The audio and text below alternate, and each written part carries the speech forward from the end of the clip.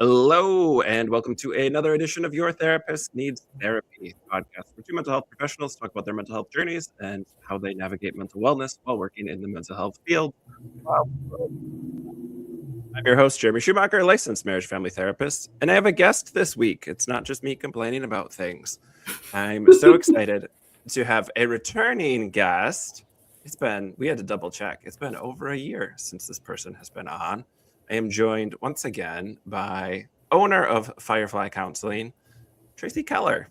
Tracy, Hello. if you want to learn about Tracy and how Tracy became a therapist and opened her own practice and whatever else we talked about over a year ago, that's episode 81. We talk about grief. It's a good time.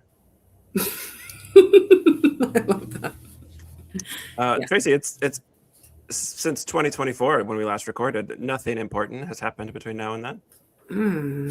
Nothing at all. No. Very, very chill, very rational timeline we've been living through. Yeah, it's been not much. Not much has really occurred since then. So, no, it's been like a shit show. But, we're doing the best we can. Yeah, we are doing the best we can. What has that looked like for you? How's your sanity doing? I think, I actually think since like last we talked, I think I was like, my own kind of like journey has been like trying to move away from like intellectualizing as much as I typically had been, which has been like a cool journey for me because I found like as shit started like slowly disintegrating, like, I don't know, I was having more like somatic experiences, like my body would like feel like it wants to cry or just like feel down with like nothing like necessarily triggering it or anything like that. So that's been kind of a cool thing. And practice wise, I think it's been cool to like be able to like walk beside people as they're kind of navigating some of this shit show of life too.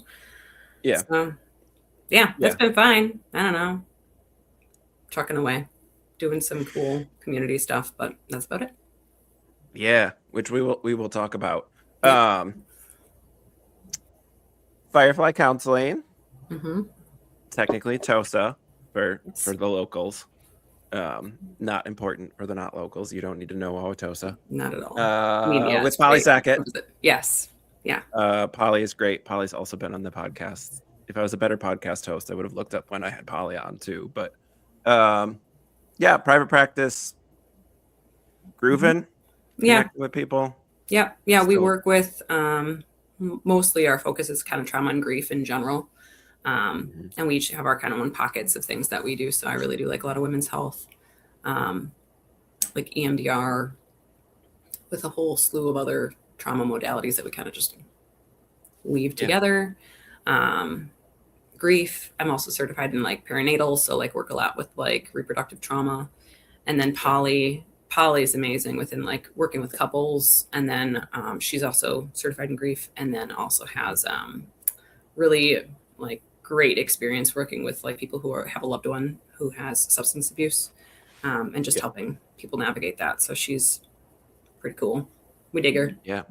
I'm glad that she's with us. Polly is in one of my consultation groups that I meet with, so I get to see Polly pretty regularly. Polly's a very cool human, lovely. Again, I'm biased. It's my podcast, so I get to have whoever I want on.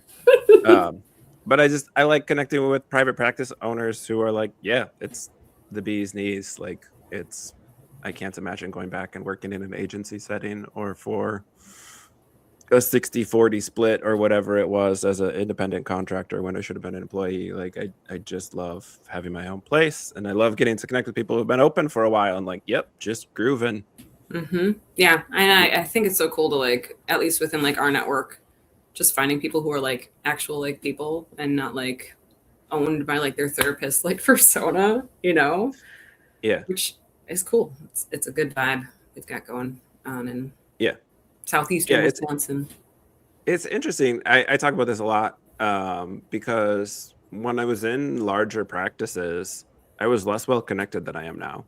Like being in private practice has made me have a much better network, have a much better referral list, and like have other therapists who I actually like, instead of being like, oh, the person's upstairs sort of kind of works with this. Like it's nice to be like, this person actually has expertise in this person specializes in this thing, like yeah, like I feel really comfortable with you seeing this person because not only are they like really good at what they do, but they're just like a good human too. yeah Like, vouch for it because I feel like we're all kind of like, you know, friends in the mix yeah of things.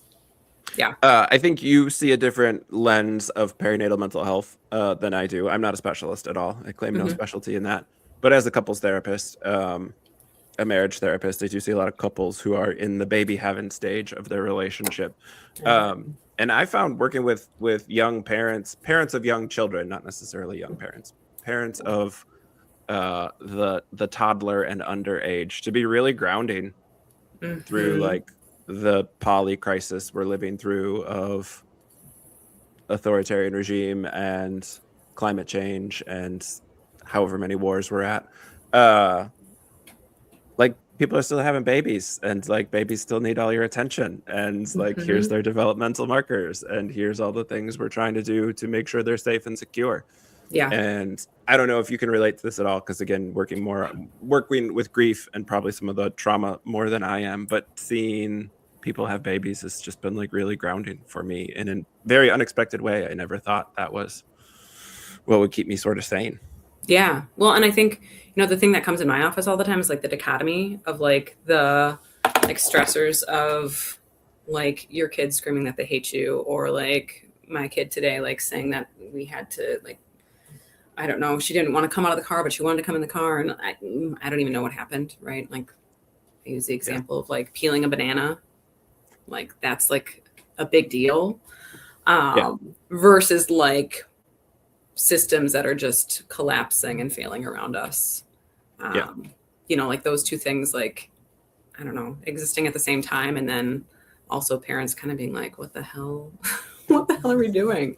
And I think especially within like the reproductive trauma work that I do, like how triggering some of the system stuff can be, especially because a lot of the like reproductive trauma stuff I see ends up coming from like healthcare systems.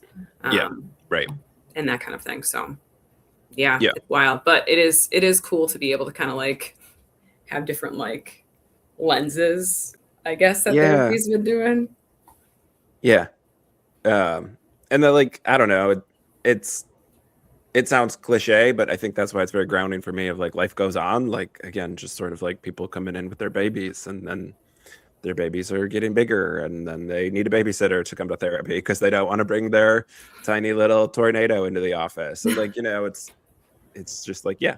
And life goes on. So that's very cool. Milwaukee, oddly good perinatal mental health. Yeah.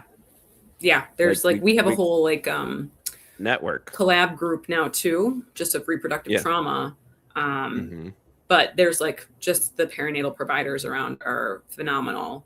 I more work specifically with like the reproductive trauma stuff, but like I know I have like pockets of places for sure that are great with like postpartum depression, anxiety, even just adjusting or like I don't know, a couple stuff, all that. So it's cool to have that network. But yeah, it's like been booming. There's not enough. There's still not enough. Like until like the hospital systems have a social worker who like works specifically through the whole time. To put it in context, I'm a Milwaukee native and we have pretty much terrible resources across the board for any mental health thing. And it's like, oh, oddly, perinatal mental health is pretty good in context.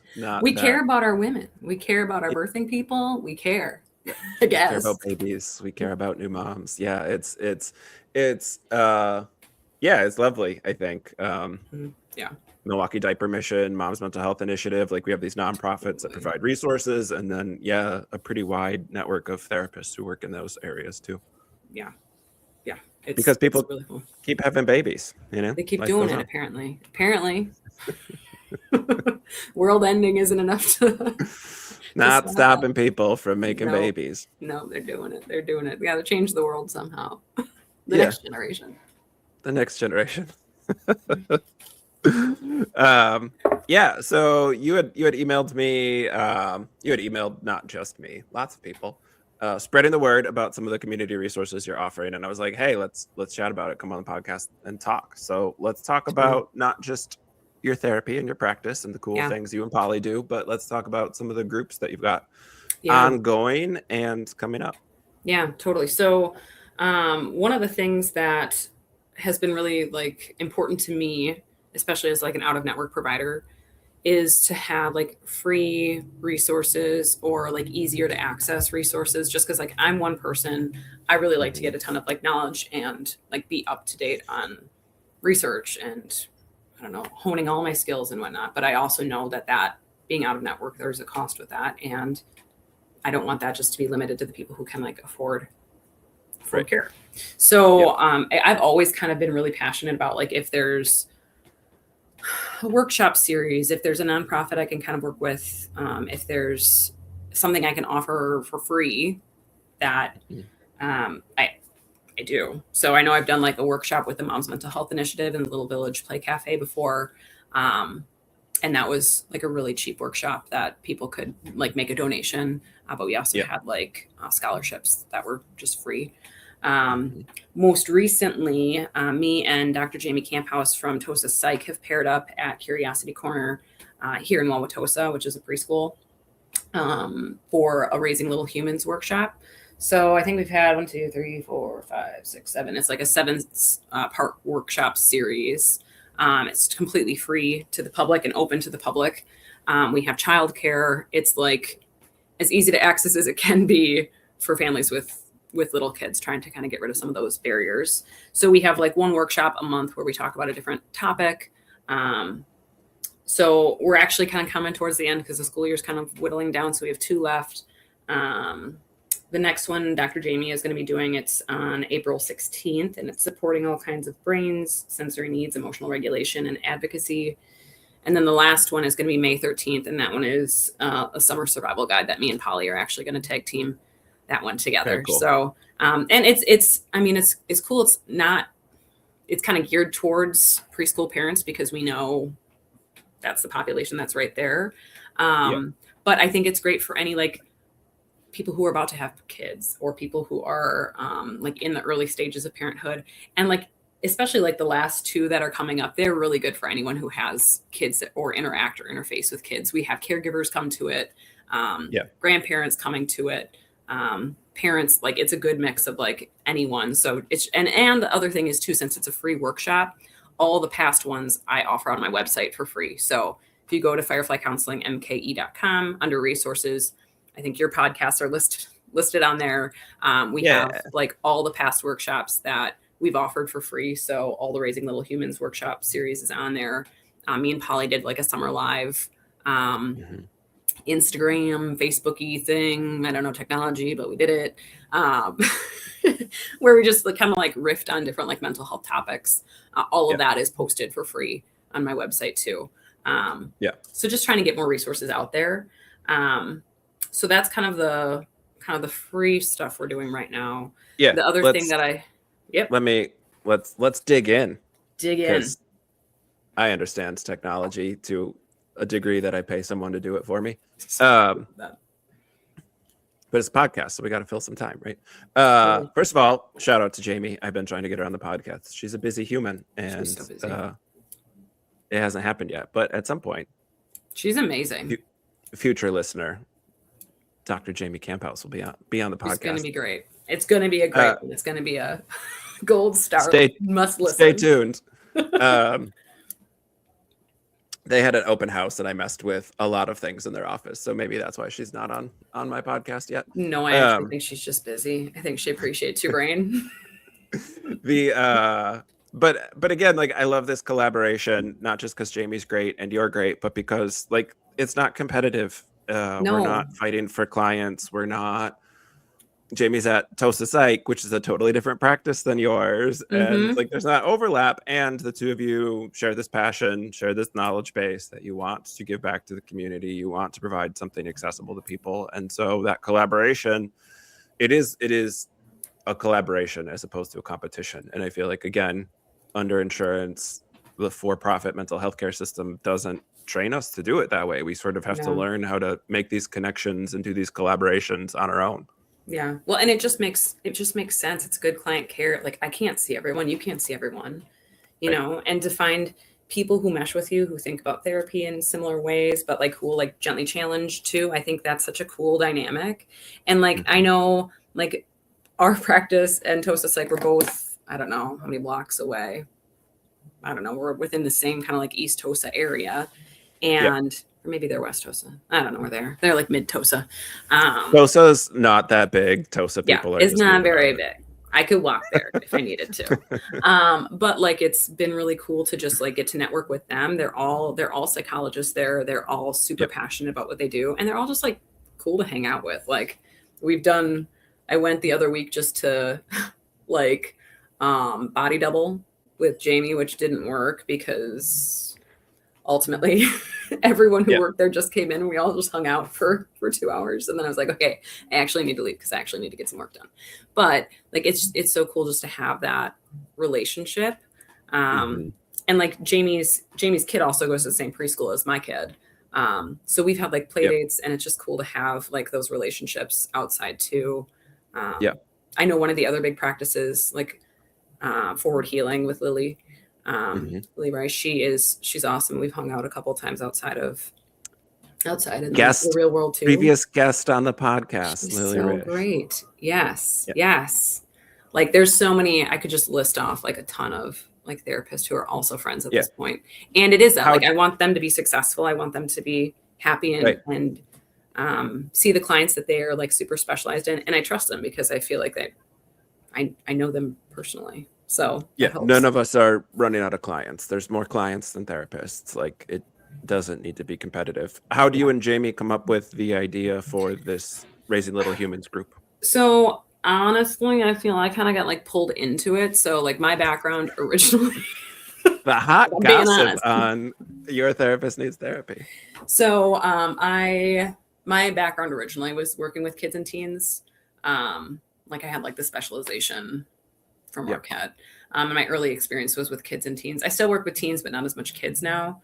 And I've also realized how much like kid therapy I actually do like with adults and like trauma healing to like heal younger parts. But within doing this, like I had mentioned to the administrator at Curiosity Corner, like, hey, if there's ever anything that like we can offer or support, like I'm happy to do that. Jamie had come there because she just moved here this year from California. So she was just trying to get like the word out, get her name out, whatnot. So she offered this. Both our kids go there. So I remember the administrator came to me and was like, have you heard of like Dr. Jamie Camphouse? And I was like, yeah, I love her. We're like buddies, let's hang out. So it turned from something that was kind of just like this, we want to do something good. It's not perfectly in like my lens of things, but there's enough information that I use frequently with adults that I think it's helpful. And I have the background too. That it felt like an easy ask. And then like putting it together and collaborating with Jamie was like, I don't know, it was amazing. We're like both people who will like do something like, you have a group project and like two people actually providing and like giving in, like, oh my gosh, it's wild. It's wild. So, so we kind of came up with the ideas together. And now we're doing the thing. So it's cool. And I know there's another collaboration. Have you talked to Annie Dries? Dries? She's in Brookfield.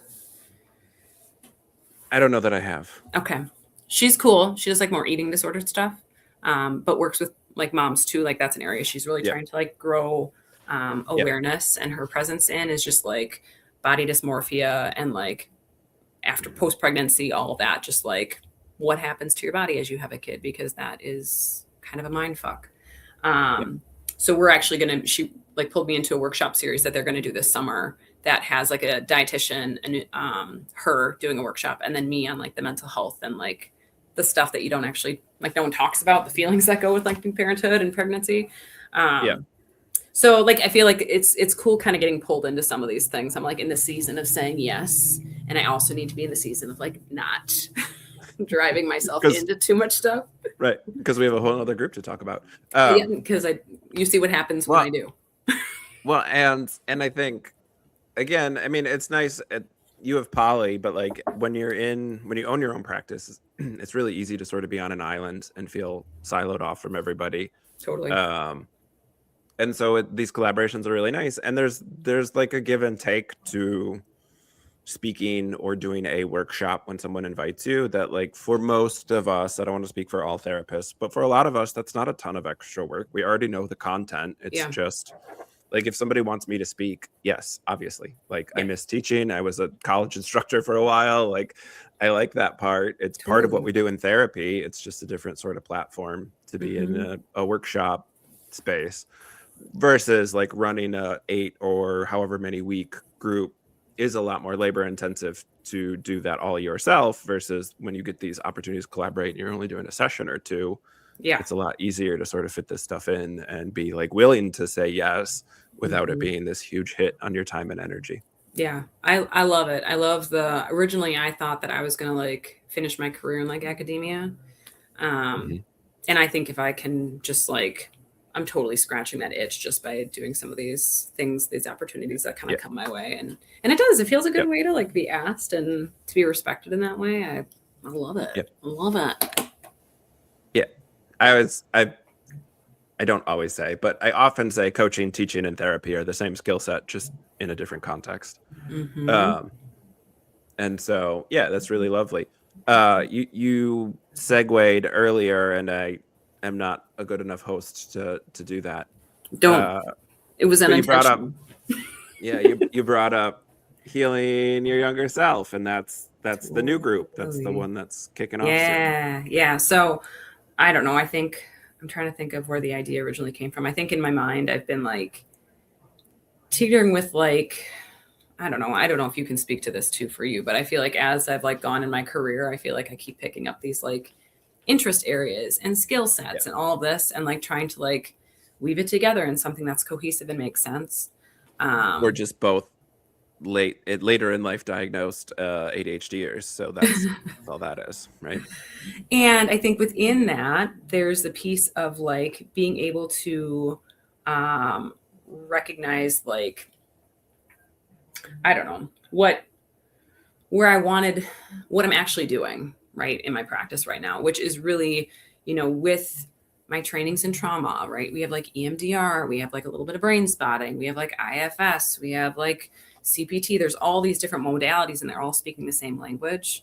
And ultimately what all of them have us do to some extent is to like be with the body. And I don't think that therapy 10, 15 years ago was doing that as much. I think it was like, let's think our way out of this, Right.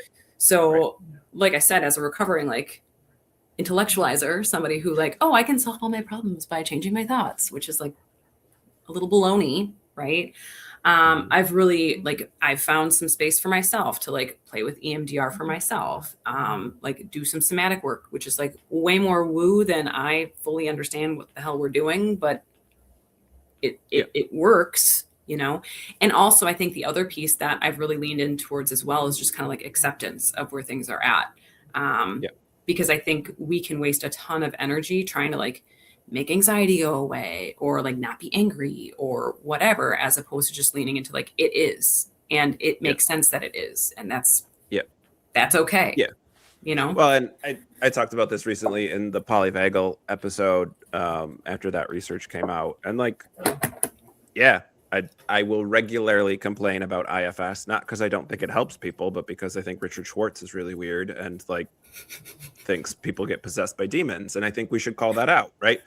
I think I talk a lot about, I agree 10, 15 years ago when I was in school, we didn't do any somatic based stuff. No.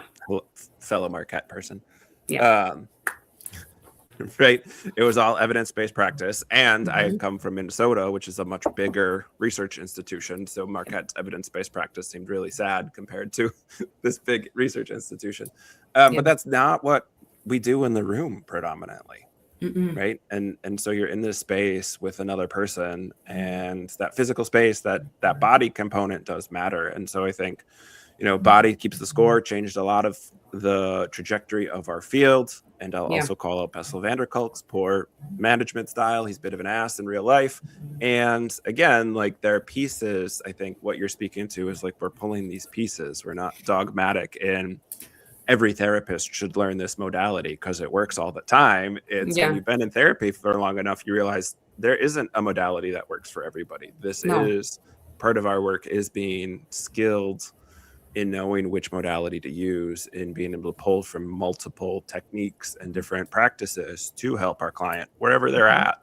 Yeah. And so I think naturally good therapists do this, right? Like I think being able to pull from a lot of different things, and we're humans too. And so as we experience our own lives and we go through the poly crisis along with everyone else, like we learn things as we do our own work and try and manage as best we can. Totally. Yeah. And I think that a lot of like, I don't know, like in the back of my head too, I'm like, people have been like having emotional wounds since before psychology was even a science. Like there isn't like an answer we're going to find that is like the perfect therapy for everything, you know? So I think some of it does have to be common sense of like, you have to like feel it to heal it. Like that's like, that makes sense. You know, avoidance probably isn't always going to be the answer. And I think like the problem I have with a lot of the specific modalities is they're so rigid. Like I won't do like formal IFS, right? I'll call it parts work because I really believe in like different parts and different like activating pieces that make sense to me. And I can like also feel it in my body and how I experience life.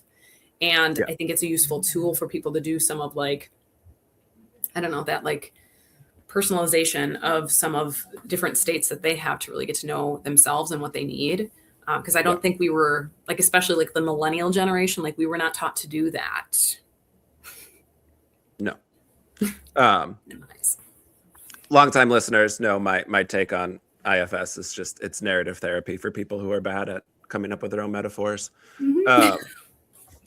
Because that's all it is. We're storytelling creatures. And again, I think going back to indigenous knowledge and previous generations, our ancestors were telling stories and we're healing in community and we're doing all these things because our brains are wired to tell stories. And so if the story is IFS parts work, that's great. Like again,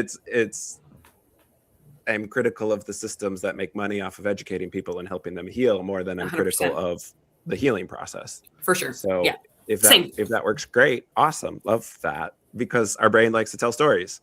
And if your inner child is part of your story, if you know, however we word it, as long as it's meaningful to you, then we can work with it. Totally. Well, and I think the same thing with like EMDR, like it's so rigid.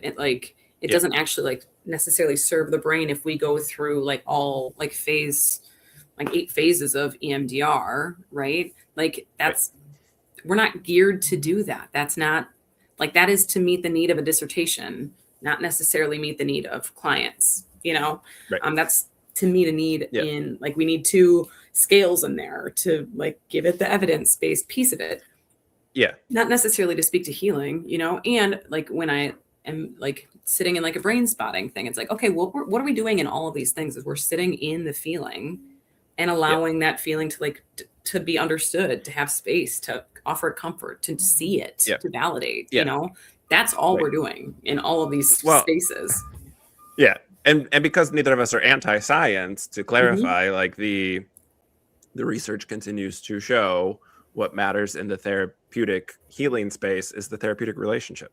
Totally. So if you feel calm, comfortable, safe with your therapist who says EMDR should help, well, then some of that's EMDR, but a lot of that's just the relationship you built with this other person. Totally. And there's why these. Go ahead. Yeah, no, go ahead. And that's why when therapists get too rigid, it stops serving people. I have a ton of people I've worked with over the years who hated EMDR because their therapist jumped right into it, and it is a little hokey and weird if you're not familiar with it, and they really didn't like it because that relationship wasn't there. And I think, you know, I know Lily does a lot of EMDR, and like, again, focusing on the relationship first, right? Like that's the thing that moves it rather than the modality itself. Yeah. Well, and I think that's so accurate and true, because I think that the main thing within that relationship with any evidence-based practice too, right? Like, I think there is a huge benefit in CBT, right? And we also have to like be aware of like, what are we using CBT for? How are we trying to heal this? You know, and also like, I think about, I was just talking with the Benedict Center. I don't know if you're familiar with them. Yep. But they, we were talking, and they have so like limited resources, right? So they were talking about like the therapeutic services they can offer end up being like 101 level like therapy. Like, let's just give you some like quick skills, some things that you can utilize, CBT, DBT, like those evidence-based practices are great.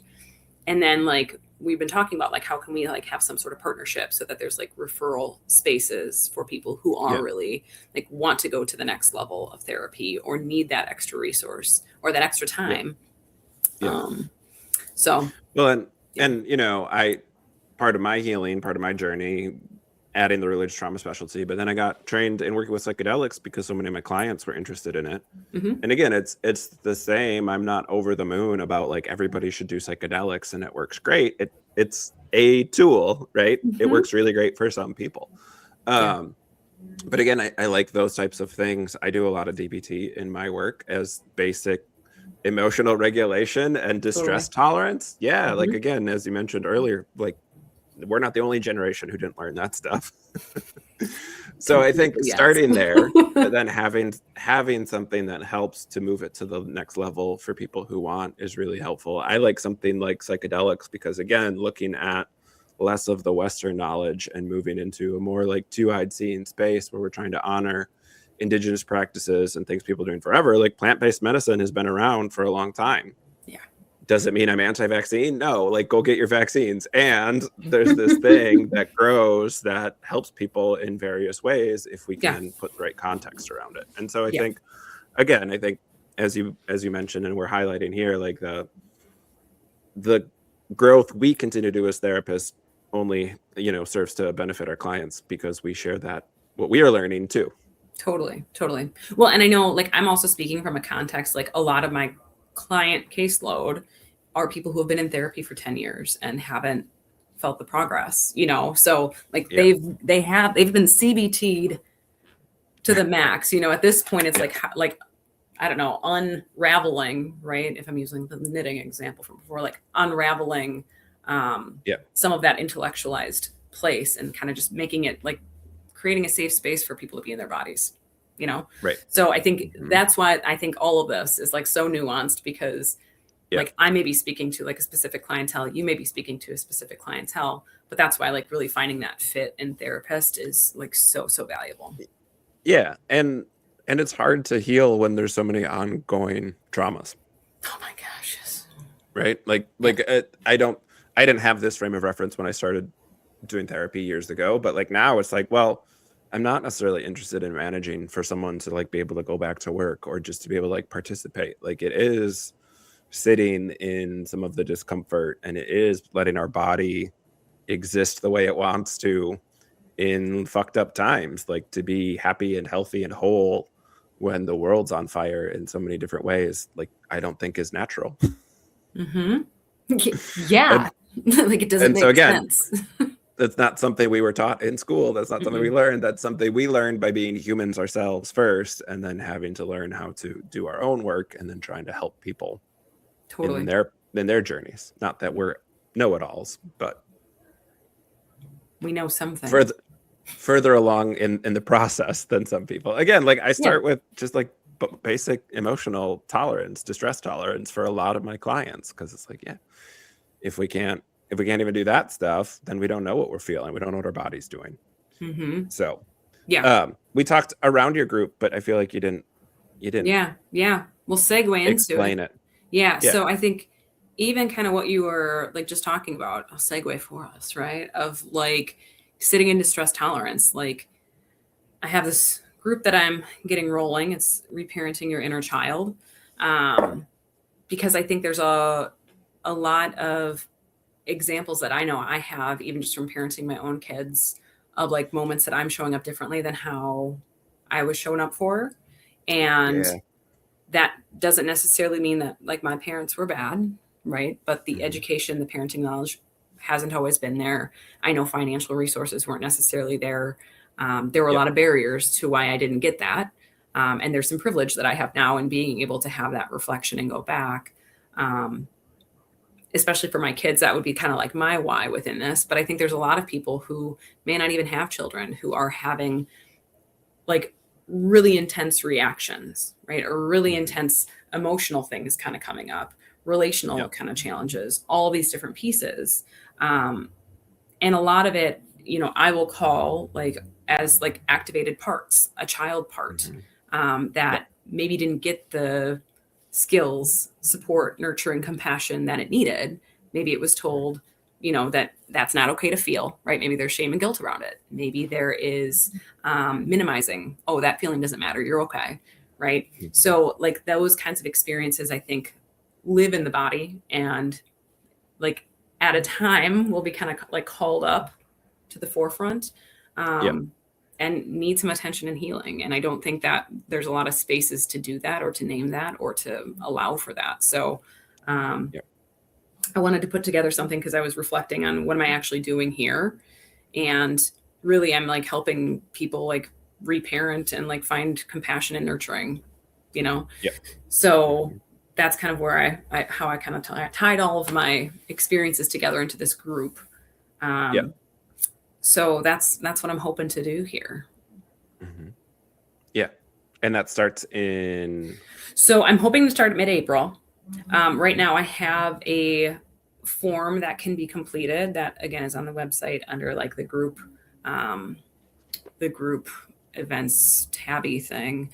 So again, Firefly Counseling, MKE, and then the groups. And it basically has like some available times that the group could be at. And then a preference for like virtual or in person. And I'll compile them as I get interested parties and get a group up and rolling with what makes sense for the most people. I would love to be able to like potentially start 2 groups at once at 2 different times, but we'll see what the interest is. You know, the group is going to be structured. So it's 8 sessions. And, you know, ultimately we're going to have some space and time just to like get some psychoeducation on just like what is like low T or small T trauma, big T trauma, how does this exist in the body? What are parts, like what are we doing here? Just to have that context and that psychoeducation. And then like you were saying, kind of moving into some of that, like the grounding and the coping strategies, the distress tolerance. How do we kind of lean into that with skills? And then really leaning into like who is your child part or parts, you know, getting to know those parts specifically for you, and how do they show up and where do they live in your body? How do they manifest? What times do they tend to come to the forefront? And then, you know, the goal of really the group is for us to kind of get to the end of the group where we're able to just kind of like learn how do we sit with and nurture these parts? How do we give ourselves what we weren't given as kids? How do we help soothe when these parts inevitably continue to come up in life? To kind of just help impact our like day-to-day coping. So that's kind of the goal of what I wanted to do. I thought it'd be cool. And then I was like, well, I'll just do it. I'll put this out here. And then if I get some interest, we'll go. And then I started getting some interest. So here we go. Yeah. And it is, I mean, you talk about for parents, I think it comes up often. My oldest is 8, and he's at the age where he remembers things I've said in the past. So he'll say like, well, your mom and dad didn't let you do that. Oh no, gosh, no. We grew up super religious. And so sometimes it comes up in ways that surprise me because he's connecting some dots, and I have to tell him, you know, his grandparents are not mean or bad people. He shouldn't say that to them. That will hurt their feelings. But it's also, there are times where like things come up where we are parenting differently than we were parented. And, you know, I work with religious trauma as one of my specialties. And so even for people who aren't parents, like you mentioned, like there's a lot that's triggering from our childhood for people who are raised in high control religions, authoritarian groups, cults, as we would understand them. Just the current administration is really triggering. Like the environment of our day-to-day life feels unsafe. And so, like having some framework to be able to, you said, feel it to heal it. I talk about name it to tame it a lot. We like to rhyme. It's these it's a thing, mnemonic devices. For when we inevitably sell our books, so that there's something catchy. But this idea that like the awareness has to be there first. And so It can't be this amorphous blob sort of fear of the darkness that we're dealing with. It has to be something that we can put some parameters on it so that we can start to work with it. And Totally. yeah, I think a lot of people are interested in healing, and a lot of people are not waiting for things to get better, because that might not happen. Just that, like, yeah, we got to do the work while everything's on fire. Yeah.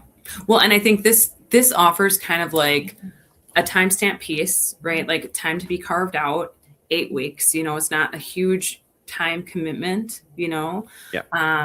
But like really to kind of like carve out that space to kind of start to build some safety within some of these parts, to give you some of those concrete skills to really kind of like play with it and like learn it, and know that like we're not going to like heal your inner child in like 8 weeks, right? But how can we like help give you some of the framework so you can at least have some more awareness, because that is the biggest thing that's going to help you be reflective and move forward. Another piece of this group that I think is cool is I really want to create like a comforting space for our kid parts. So like I'm really encouraging folks, if they can, to show up in like their most comfortable pajamas or sweats or like whatever their kid wants to wear. If they want to wear like a tutu, I don't care, right? Bring blankets, bring a grounding object, bring a teddy, I don't care, a pillow. Because really I want to create some of that comfort, safe environment where we can not necessarily have this be like a therapy room, but be an environment where, you know, a kid would want to come and heal. You know, or put your Juggalo face paint on if that's what makes you feel comfortable. Totally. I think I might like dress up as a cat and have some whiskers or something. Yeah. I was just at a symposium, and a lot of it was about relational play. And so we had some like improv practices and some things to do. And I'm neurodivergent and don't necessarily like being touched by people I don't know. And, you know, I'm an introvert. So a lot of things that I'm like, I don't like this stuff. And it's like, but I should participate. And it was fun. It was like good. It was lovely. Right. And again, like, I think you're talking about in-person and virtual, but like that in-person piece, being able to like play and like be playful in community it doesn't fix anything, and it's really healing. Totally. Well, and I think the nice part about this group too is like I've never been like a big proponent that you have to like talk in group. So I think to know that like some of this group is going to be like self-reflective, some of this is going to be more internal work. There's going to be spaces to share if that's what your part needs. But if you sit here and say nothing the entire time you're here, I don't care. That's okay. So really kind of to create that safety and to also provide that space, you know, to have some of that, you know, guided reflection, and some of those like own like internal experiences that we're so missing too. So that's really kind of the main goal here. And at least like hearing, even if you don't share, like hearing other people's perspectives or what they're navigating from, hoping that that offers a little bit of that normalization as well, that like we're not alone in this. We're all finding our ways through and fumbling around. Us therapists see that all the time because we see so many people in a week. But I think that's what makes groups really helpful for people, is like they're not hearing it from us, they're hearing it from other regular people, and everybody thinks they've got like their big bad stuff in their closet, and like it's not. It's normal human stuff. Absolutely. And none of us had a perfect childhood, you know, even people who feel like, oh, I had like a great parents, great kids. Like, okay, you can't tell me you were never like humiliated as a first grader, right? You can't tell me that you never had a friend say they didn't want to be friends with you, right? Like we've had all of these experiences, and they help us shape how we see ourselves in the world and other people.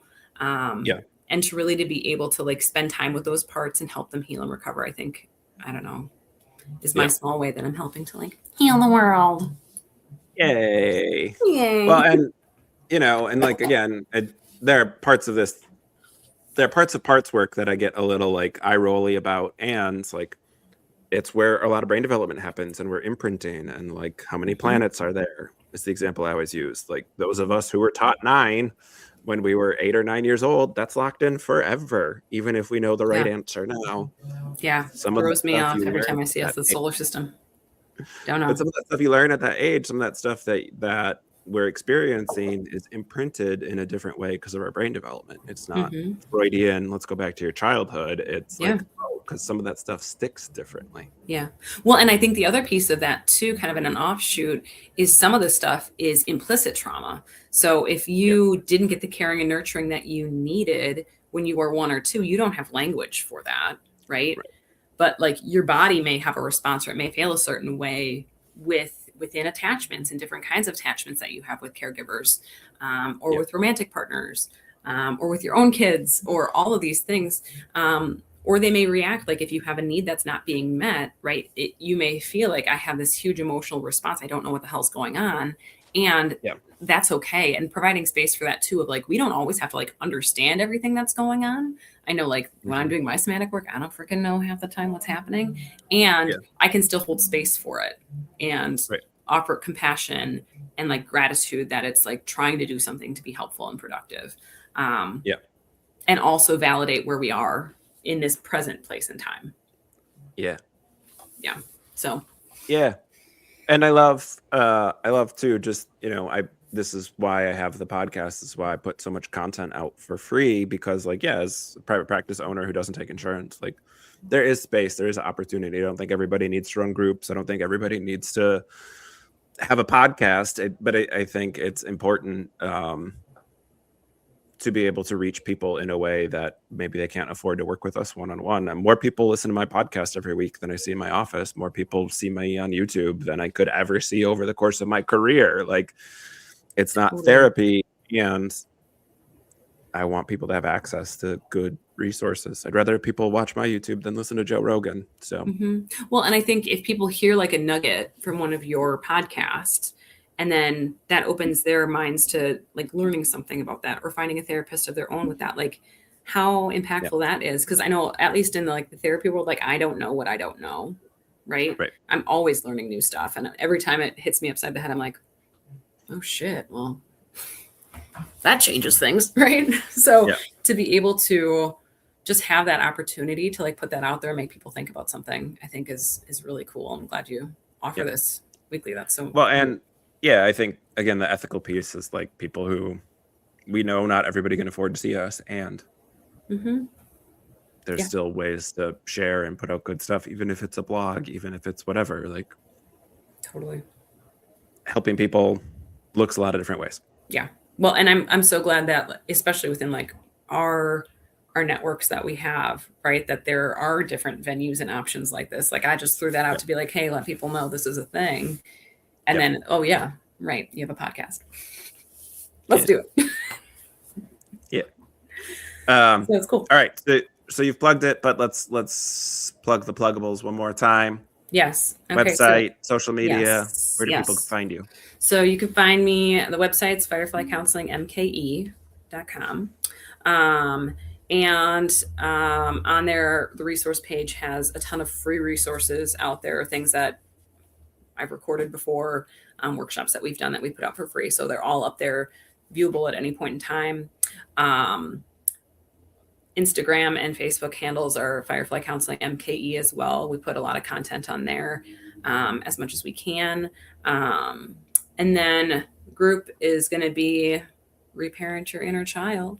If you're interested, there's on the website, there is a page under the group events, and you can click and get more information about it, answer some questions, see if it might be a good fit for you. And then there's a form to fill out just to let me know that you have some interest, and to like pick some times that might work best for you so I can compile that. And then Raising Little Humans. We got two more left. 2 more. And for those of you listening on wherever you get your podcasts, we'll have links in the show notes for all this stuff, so you can find that easily. If you're watching on YouTube, scroll down in the video description, we'll have links. If you're on the East Coast and you want to see me, I'll be in Boston in May running a retreat with one of my frequent collaborators, Emily Lopolice. So if you're out on the East Coast, or you know people out on the East Coast, you can also find more information down in the show notes for that. Oh, he's so sweet. Look at us. So media savvy. We're doing stuff. Things and stuff. It's great. Tracy, this has been awesome. I love the opportunities you're giving for people to learn and grow and heal. Glad you reached out. Thanks for coming back, returning guest on the podcast. Thanks so much for having me. It's so nice to be able to like catch up too, because I haven't seen you in a minute. So yeah. And to all our wonderful listeners, thanks for tuning in. We'll be back next week with another new episode. Take care, everyone.